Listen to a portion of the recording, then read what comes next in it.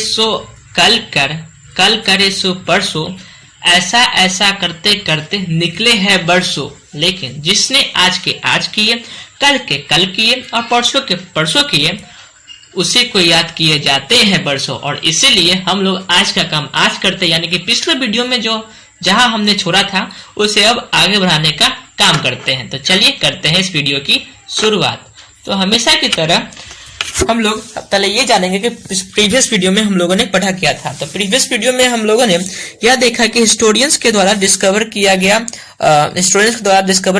जो कि human existence से जुड़ा हुआ है, यानी कि हिस्टोरियंस के द्वारा जो भी डिस्कवर किया गया जो कि ह्यूमन एग्जिस्टेंस से जुड़ा हुआ है, फिर उसे स्कॉलर्स ने मानने के लिए इनकार कर दिया, यानी कि स्कॉलर्स ने उसे नकारा, मतलब मना कर दिया।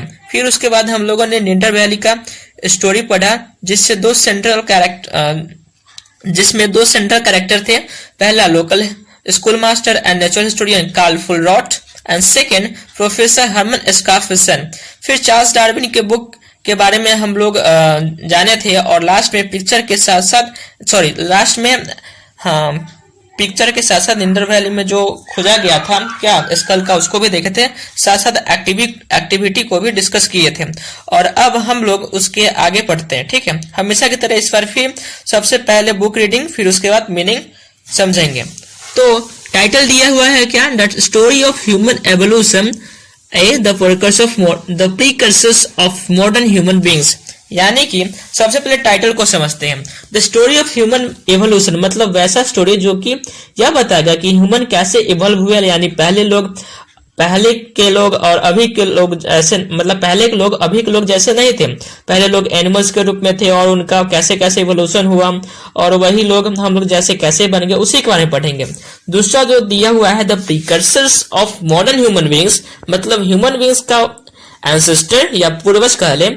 यह समझ लीजिए कि जो अभी के ह्यूमन बींग्स है वो कैसे आए, मतलब अपना अस्तित्व की शुरुआत के बारे में हम लोग पढ़ेंगे यहाँ, ठीक है।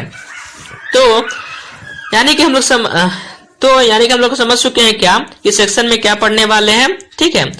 और अब इस सेक्शन अब इस सेक्शन की शुरुआत करें उससे पहले बॉक्स में जो बात कही गई है उसे समझते हैं, ठीक है। तो क्या कहा गया उसे समझते हैं, पहले पढ़ लेते हैं, उसका मीनिंग उसके बाद समझेंगे। Look at this four skulls, the A belong to an ape, B belongs to a species known as Australopithecus, C belongs to a species known as Homo erectus literally upright man, D belongs to a species known as Homo sapiens, literally thinking wise man, to which all present day human beings belong. List as many similarities and differences that you notice while looking carefully at the brain, case, jaws and teeth. यानी कि ABCD जो दिया हुआ है ना, इसी के बारे में बताया गया है, क्या उसे समझ लीजिए, यानी कि हम लोग उसे ही समझ लीजिए, ठीक है। तो सबसे पहले जो चार स्कल्स जो फोटो में दिया हुआ है, ए दिया हुआ है, बी दिया हुआ है, सी दिया हुआ है, डी दिया हुआ है, ठीक है, उसे देख लीजिए। इसमें से जो ए है वह एक ऐप का है, यानी कि क्या बंदर जिसे कह सकते हैं, ठीक है। बी जो स्पीशीज है जिसे अस्ट्रेलोपिथेकस बोलते हैं, यानी कि बी का जो पिक्चर है उससे अस्ट्रेलोपिथेकस बोलते हैं, ठीक है। फिर सी एक ऐसे स्पीसीज का है जिसे होमो इरेक्टस बोलते हैं, जिसका मतलब होता है क्या, अपराइट मैन, मतलब वैसा आदमी जो सीधा खड़ा हो सके। डी एक ऐसा स्पीसीज का है जिसे होमो सेपियंस बोलते हैं, और यह वैसे स्पीसीज के मेंबर्स है जिनके पास थिंकिंग कैपेसिटी और सोचने समझने की शक्ति है, बिल्कुल हमारे जैसा। फिर आप डिफरेंसेस नोटिस कर सकते हैं चारों पिक्चर्स में, उनके जॉज, टीथ और ब्रेन केस में कंपैरिजन करके, ठीक है। पिक्चर में साफ साफ दिख रहा है टीथ, ब्रेन और जॉज में अंतर चारों में, ठीक है। चारों में ये अंतर दिख रहा है ना। जैसे एक मिनट आप समझ लीजिए, ऐसे एडिट में ही आता है ड्रॉ करने के लिए, ठीक है। यहाँ पे जो दिया गया है ये टीथ हो गया, फिर ये जॉज हो गया, ठीक है, फिर ये ब्रेन हो गया। तो इन सब में जो डिफरेंसेस दिया गया है यहाँ पर चारों में जो डिफरेंसेस दिया गया है उसे आप देखने से ही मालूम चलता है, तो ये आप समझ लीजिए। यानी कि इन चार में जो डिफरेंसेस दिया गया है उसी में बात किया गया है ये कैसे ह्यूमंस जो है इवॉल्व हुए, और इवॉल्व होकर कैसे बने, बिल्कुल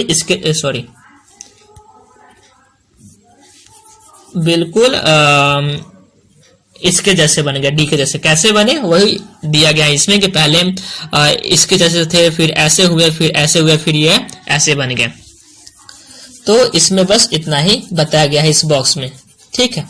कंपेरिजन करके देखने के लिए कि कैसे कैसे इवॉल्व हुए। इरेजर, हाँ हो गया। चलिए अब फिर नेक्स्ट पैराग्राफ पढ़ते हैं, फिर उसका मीनिंग भी समझ लेते हैं क्या। तो नेक्स्ट पैराग्राफ में यह दिया गया है कि differences that you notice in the skulls shown in the illustration are some of the changes that came about as a result of human evolution. The story of human evolution is enormously long and somewhat complicated. There are also many unanswered questions and new data often lead to a revision and modification of earlier understandings. Let us look at some of the developments and their implications more closely.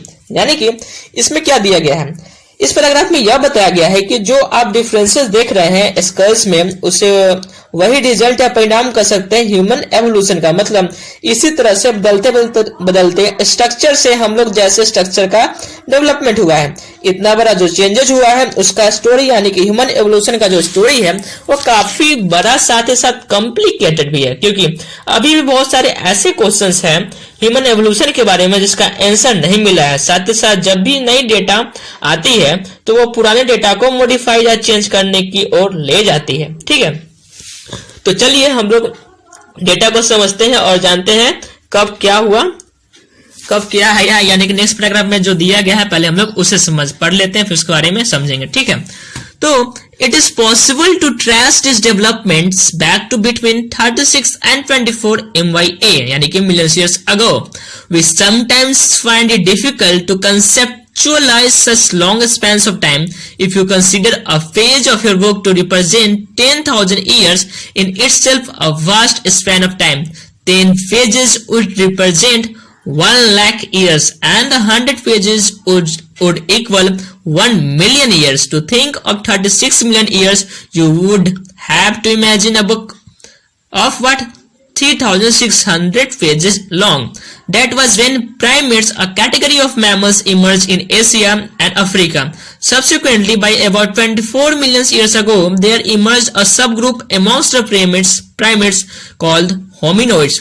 This included apes, and much later, about 5.6 million years ago, we find evidence of the first hominids. ठीक है। तो इस paragraph में यह बताया गया है कि जो डेवलपमेंट हुआ है उसे कम शब्दों में या पेजेस में सभी को बताना आसान काम नहीं है। अगर बुक का एक पेज 10,000 ईयर्स को रिप्रेजेंट करता है तो 10 पेज 1 लाख ईयर्स को रिप्रेजेंट करेगा, तो वही 100 पेजेस 1 मिलियन ईयर्स को रिप्रेजेंट करेगा। वही 36 मिलियन ईयर्स यानी कि 3,600 पेजेस में रिप्रेजेंट होगा। क्या इवेंट्स या कह ले डेवलपमेंट, मतलब क्या यह रिप्रेजेंट होगा 3600 पेजेस में 36 मिलियन ईयर्स की जो हिस्ट्री है वो इसमें रिप्रेजेंट होगा, ठीक है। यानी कि इन इवेंट्स या डेवलपमेंट को एक सीरीज फॉर्म में कम शब्दों में लिखना तो आसान बात सच में नहीं है, ठीक है। तो चलिए आगे जानते हैं कि प्राइमेट्स जो एक कैटेगरी है मैमल्स का, वो इमर्ज हुए एशिया और अफ्रीका में लगभग 36 मिलियन ईयर्स अगो पहले। वही 24 मिलियन ईयर्स पहले प्रीमेट्स का ही सब ग्रुप इमर्ज हुए, उन्हें होमिनोइड्स बोलते हैं। इसी प्रीमेट्स ग्रुप में मंकीज, एप्स और ह्यूमंस हुए हैं। यानी यहाँ पर यह समझिए कि एक ग्रुप है होमिनोइड्स, उसका सब ग्रुप आया कुछ समय बाद जिसे प्रीमेट्स कहते हैं। उस प्रीमेट्स ग्रुप में कौन कौन से एनिमल्स है, तो उसमें मंकीज हो गए, एप्स हो गए और ह्यूमंस हो गए, ठीक है। अब नेक्स्ट पैराग्राफ पढ़ते हैं और उसका भी मीनिंग समझ लेते हैं। While hominids have evolved from the hominoids and share certain common features, there are major differences as well. Hominoids have a smaller brain than hominids.